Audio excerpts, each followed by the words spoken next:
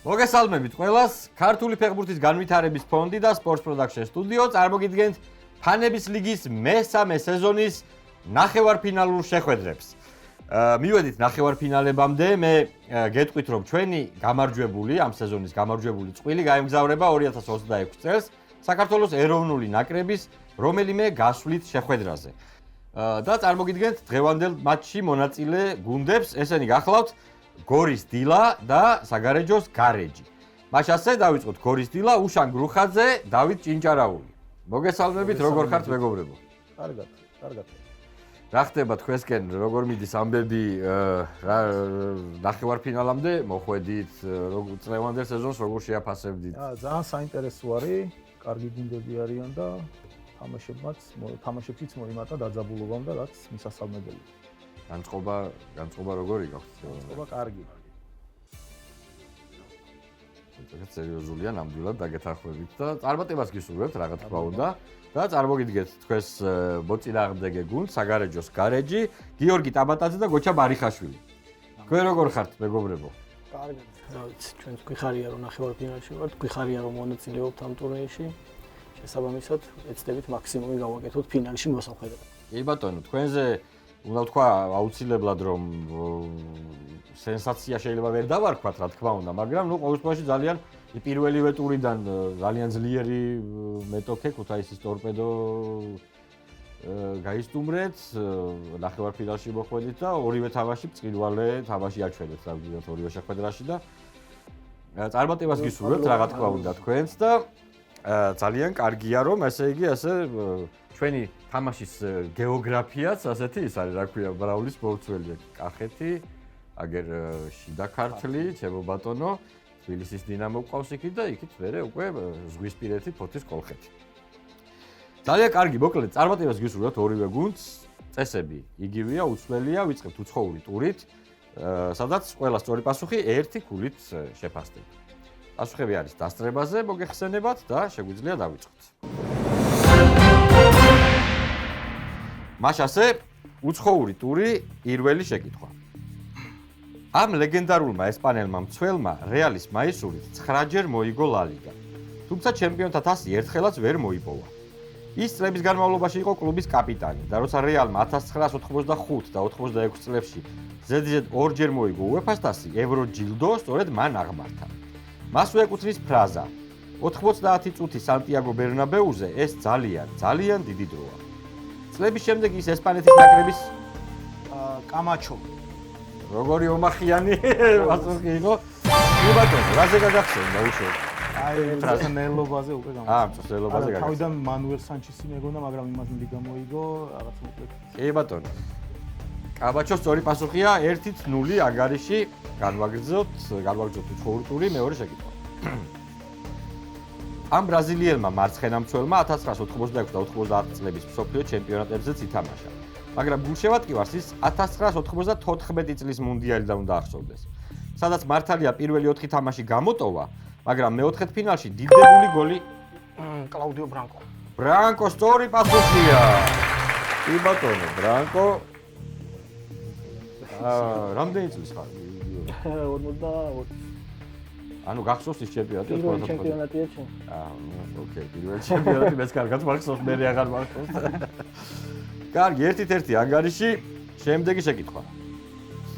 ეს დიდებული ბელგიელი მეკარე 2003 წელს ბელგიის ტელევიზიის მთავარ ვარსკვლავად იქცა.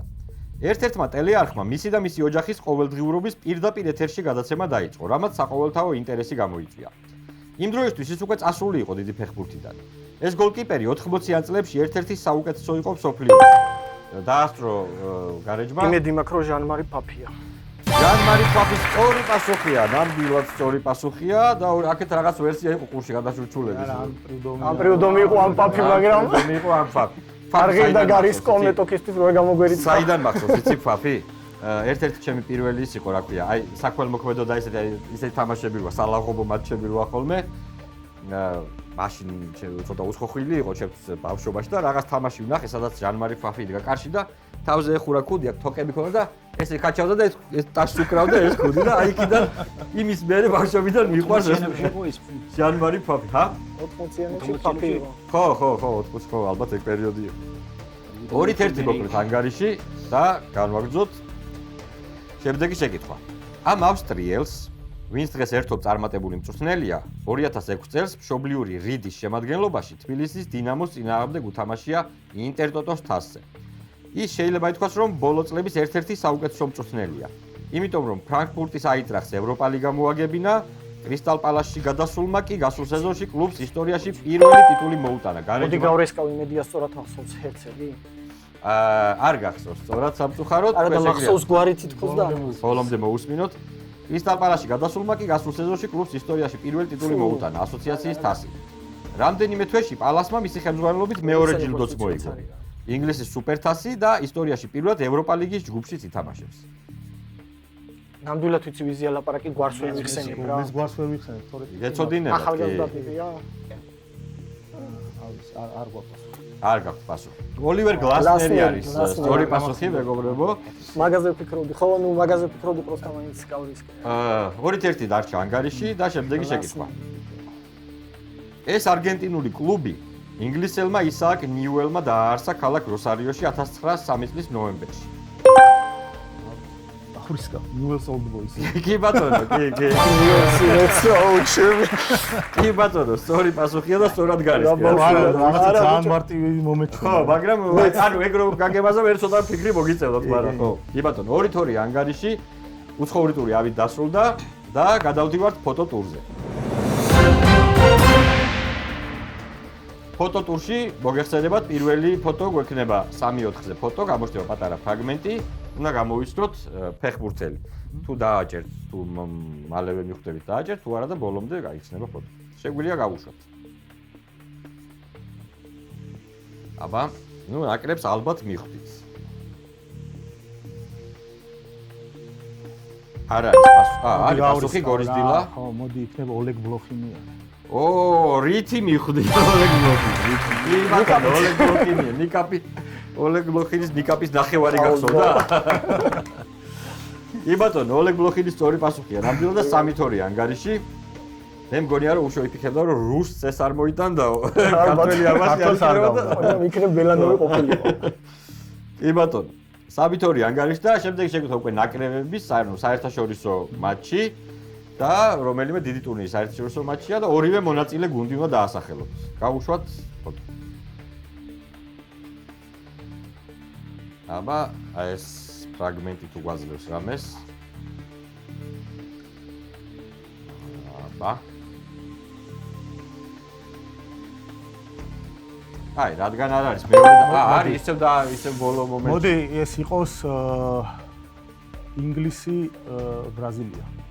არ არის სწორი პასუხი ინგლისი ბრაზილია ჩვენ შეგვიძლია ბოლომდე ახლა უკვე შეგიძლიათ ბოლომდე გავხსნათ იმიტომ რომ რასაც ვფიქრობდით ეგ არის ინგლისი გერმანიის სამეფო თითელი ფორმა იყო 66 არ არის 70 წელი ხო შეიძლება ინგლისი მსოფლიო ჩემპიონატის მატჩი 70 წლის ინგლისი გერმანია და ქულა თქვენ შესაბამისად ანგარიშია 3-3 და წავედით ორ ქულიანებზე ორქულიანი შეკითხვა იქნება, რადგან ქართული ტურია, ისა ქართული იმას ეხება, თემატიკა საქართველოს ნაკრებია. ერთ-ერთი უნდა გამოიცნოთ მეორე ნაკრები.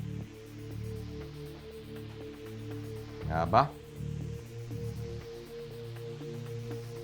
ბოლოს წელს ქვემოთ ფოტო და წვივ საფარით თუ გამოიცნობთ. თუ არ არის ვარიანტი, დავამატოთ მეორე. დავამატოთ. აბა. რომელი ნაკრებია? ნაკრებს თუ ვერ გამოიცნობთ, უკან რა შოკოლადის რეკლამა ეს მითხარით, მაშინ. მე მგონი ტვიქსია. კარგი, არ არის ვერსია, გავხსნათ ბოლომდე. დაასწრო გარეჯმა. ხედავ ლოგოს, მაგრამ რატომღაც მგონია რომ ნორვეგია ხო არა. არ არის ნორვეგია, არ არის ბატონო? არა, არც ფარერის კუნძულები, ეს არის 2006 წლის მატჩი პარაგვაი საქართველო. აი, ლოგოს ვერ ხედავდი, თორემ როგორ დამენახა უეჭველია. კი ბატონო, პარაგვაი გახლავთ ეს ნაკრები, ანგარიში დარჩა უცვლელი, შესაბამისად 3-3. გადავდივართ ქართულ ტურზე, მეგობრებო, როგორც ველოდი ნამდვილად დაძაბული თამაში მიდის. გადავდივართ ქართულ ტურზე და ყველა ქულა, აქ უკვე არის ყველა პასუხი არის ორქულიანი. მაშინ ასე ქართული ტური პირველი შეკითხვა. 2023 წელს, როცა ერთდროულად სამი თავდამსხმელი გახდა საქართველოს ჩემპიონატის საუკეთესო ბომბარდირი, ეს ფორვარდი ერთადერთი ქართველი იყო იმ სამეულს შორის. გარეჯმა დააჭირა. მუსელიანი უნდა იყოს გაგრასფე. მუსელიანი სწორი პასუხია, კი ბატონო, მუსელიანი სწორი პასუხია. დაწუნებული ვარ, აქედაც ეწოდინებოდათ ეგ ვარიანტი, უბრალოდ დაგასწრეს 5-3 ანგარიში და ვაგრძელებთ. რუსთავში დაბადებული მცველის დებიუტი ეროვნულ გუნდში 1998 წელს შედგა მალტაზე, როთმანსის თასზე, რომელიც საქართველოს ნაკრების გამარჯვებით დასრულდა. იმ დროს ის ლატვიაში, რიგის კონტროლში თამაშობდა. ისევ გარეჯი? სილაგაძე ხო არა? სილაგაძე სწორი პასუხია. უშო, შენი საყვარელი ტურნირიდან იყო შეკითხვა. შენ ხო აღნიშნე რომ მალტის ტურნირი.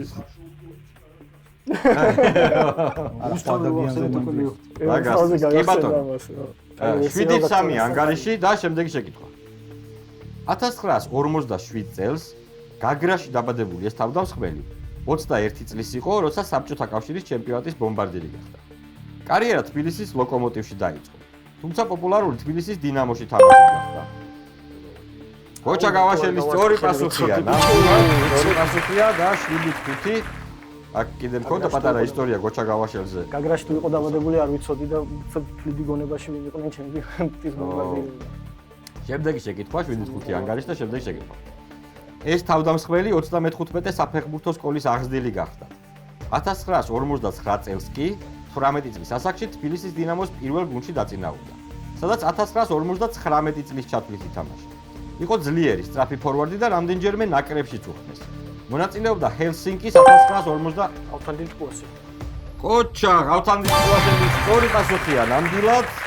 ორი ქულა ისევ თქვენ და 9-5 ანგარიში და ქართული ტურის ბოლო შეკითხვა. გაისად ამ იმერულ კლუბს 70 წელი უსრულდება. 1956 წელს დაარსებულმა გუნდმა საქართველოს ჩემპიონატი 1969 წელს მოიგო. 1980 ისმე? ტყუილის მეშახტე ხო არა? არ არის ტყუილის მეშახტე, ბოლომდე შეგიძლიათ მოусმინოთ. მე მგონი თქვენც გქონდათ რაღაც ვერსია, მაგრამ ბოლომდე მოусმინეთ და ისე უკასკინოთ. 80-90 წლებში კი საქართველოს თასი მოიპოვა. საქართველოს პირველ ეროვნულ ჩემპიონატს პირველ ლიგაში შეხვდა, სადაც პირველი ადგილი დაიკავა და ვანის სულორია სწორი პასუხი, რა თქმა უნდა. და ანგარიში ხდება 9-7, ორ ქულამდე ამცირებს სხვაობას გორის დილა, 9-7 ჯერჯერობით წინ არის გარეჯი და გადავდივართ სარბიელის არქივზე. სადაც პირველი კითხვა არის ერთქულიანი, მეგობრებო, მეორე კითხვა არის ორქულიანი. მაშასე მე ანუ გახსოვთ ალბათ სარბიელის რუბრიკა, რაღაც ამონარიდი იქნება, კითხვას დავსვამ. ჯერ შესავალს გავუკეთებ. ეს არის 1999 წლის 28 მაისის სარბიელიდან ამონარიდი. გავუშვათ ფოტო. ელ პაისი კი ამტკიცებს, რომ 26 მაისის მატჩი ევროპის ჩემპიონატთა თასის ისტორიაში ყველაზე დრამატული იყო. შემდეგ კი ინგლისურად დასძეს. Happy birthday, sir. დააჭირა გარეჯმა. სერ ალექს ფერგიუსონი. არ არის სწორი პასუხი სერ ალექს ფერგიუსონი. და წავიკითხავ ბოლომდე, დიახ, 26 მაისს 90 წელი შეუსრულდებოდა ინგლისური ფეხბურთის ლეგენდას სერ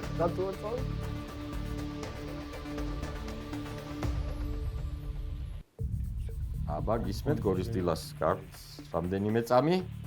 მოდი იყოს სტენლი მეტიუზე.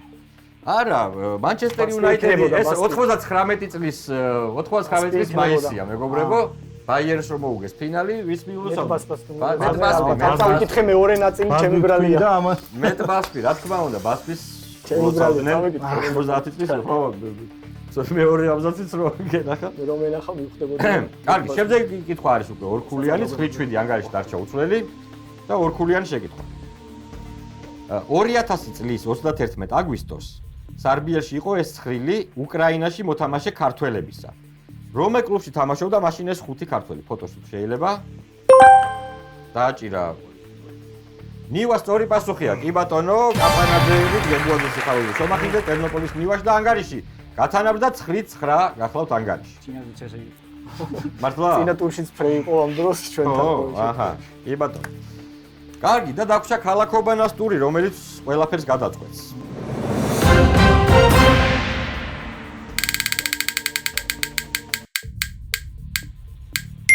და ასობგერად ტ.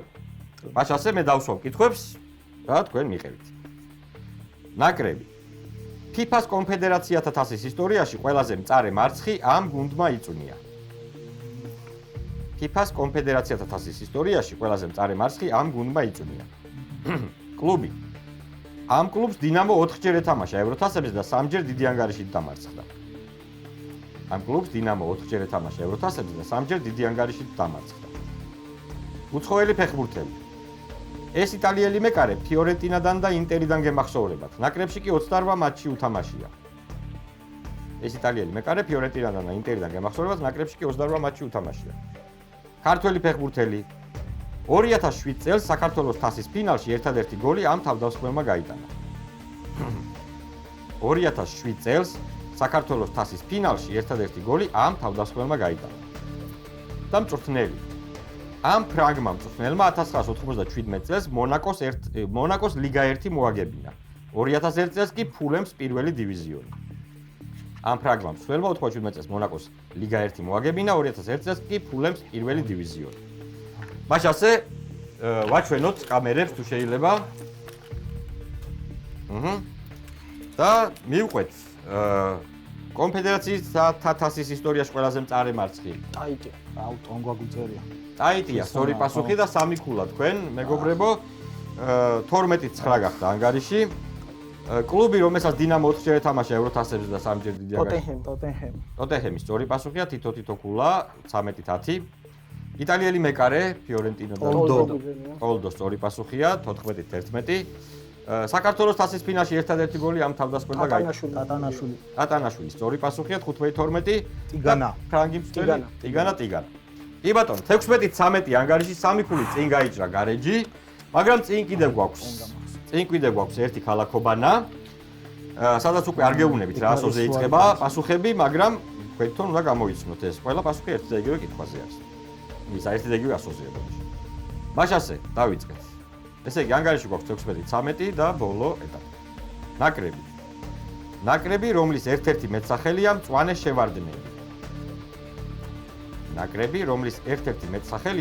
შევარდნები.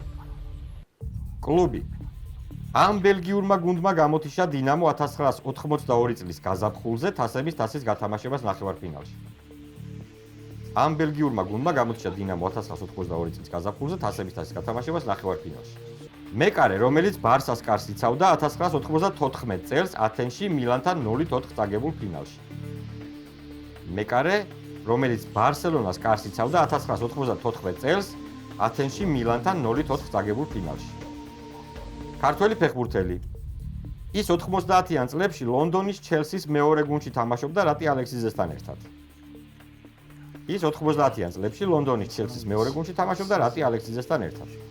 და მწვრთნელი. ამ კაცმა საფრანგეთის ნაკრებს 2007 წელს საფრანგეთში გამართული FIFA-ს კონფედერაციათა თასი მოაგებინა. ამ კაცმა მწვრთნელმა საფრანგეთის ნაკრებს 2007 წელს საფრანგეთში გამართული FIFA-ს კონფედერაციათა თასი მოაგებინა. მაშინ ასე ვაჩვენოთ კამერებს, ყველა პასუხი გვიწერია ორივე გუნდს, ხო? როგორც ხედავ. მას ყველა მარკერი გაგიფუძნათ, როგორც ვთქვა ბოლოს ხო. კარგი, დავიწყოთ. ნაკრები, რომლის ერთ-ერთი მეტსახელია მწვანე შევარდნები. საუდის არაბეთი წერია. თქვენ? სომალი. საუდის არაბეთი არის. სწორი პასუხი და 3 ქულა თქვენ, 19-13 ანგარიში. ბელგიური გუნდი, რომელმაც დინამო გამოთიშა. სტანდარტი. სწორი პასუხია და 20-14. მეკარე, რომელიც ბარსას კარს. ხუბისარეტი. სწორი პასუხია 21-15. ქართველი ფეხბურთელი სახვაძე. სწორი პასუხია 22-16 და მწვრთნელი, რომელმაც სანტინი. სწორი პასუხია სანტინი 23-17 და მიულოცოთ საგარეჯოს გარეთ ფინალში გასვლა. ძალიან დიდი მადლობა გორისდილას წინვალი თამაშისთვის, შესანიშნავი თამაშისთვის, ნამდვილად. ანუ აი ქალაქობრივ ნაკრებებმა გიმუხტლათ როგორც ჩანს, ნაკრებებმა გიმუხტლათ ბოლო მომენტში, ბოლო ეტაპზე. დიდებული თამაში იყო, ნამდვილად შესანიშნავი თამაში, ძალიან დიდი მადლობა. მადლობა ჩემი მხრიდან დავამატებდა, რავი, ჩემი აპლოდისმენტები მეტოქეზე. ნამდვილად და დიდი მადლობა თქვენ, გილოცავთ ფინალში გასვლას. პირველად საგარეჯოს გარეჯის გულშევატკივრები ფანების ლიგის ფინალში ითამაშებენ. მე მგონი საგარეჯოს გარეჯის პირველი წარმომადგენლები ვართ, ვინც ფინალში ითამაშებენ. ამის ფინალში ხო. კი ბატონო, წარმატებას გისურვებთ, რა თქმა უნდა. მე კიდევ ერთხელ შეგახსენებთ, რომ ჩვენი პროექტის წარდგენია ქართული ფეხბურთის განვითარების ფონდი და Sports Production Studio. ჩვენი წლევანდელი სეზონის გამარჯვებული წყვილი კი გაემგზავრება 2026 წელს საქართველოს ეროვნული ნაკრების რომელიმე გასვლით შეხვედრაზე. მე ამით გებშდობებით ერთ კვირაში შევხვდებით ისევ ერთმანეთს. კარგად ბრძანდებოდეთ.